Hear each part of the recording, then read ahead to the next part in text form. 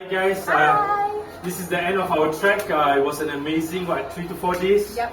So we were supposed to move from here all the way. So here we are at Golden Ghat, and then from here we moved up to Kangarya, and that was like a 9-kilometer trek. Yeah, that itself was technical, but we made it in one piece. Absolutely, and it was amazing because we had the wonderful guidance of Rohit Bhaiya, who was actually our guide on the way, and he has been tremendously helpful throughout. He's such a seasoned trekker and a guide, and we really appreciated his effort and his calm demeanor, his interesting stories, and his youthfulness. Absolutely. Yeah. I think the stories were my favorite.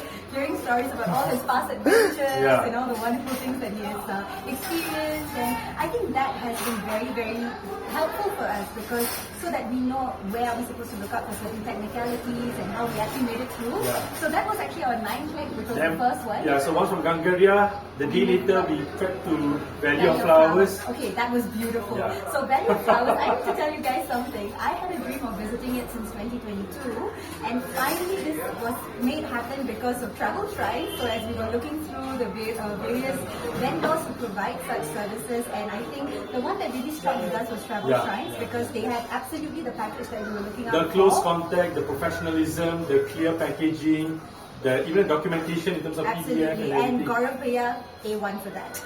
So that was basically, it involved us now moving on from Kangarya, then we moved up to Valley of Flowers. So Valley of Flowers was I think a 6-kilometer journey up from about 4 to 6 kilometers up, right? From Kangarya, and I think it's mesmerizing by itself. The wonderful flora and fauna which we would otherwise never be able to see, and I think just the rivers, and it was just a very enlightening and humbling experience. What do you think? I couldn't. Once we finished that, and then we thought, okay, that was technical enough, right? And then we had Hemkund Sahib. The day later was Hemkund Sahib. I mean, you have to have the willpower.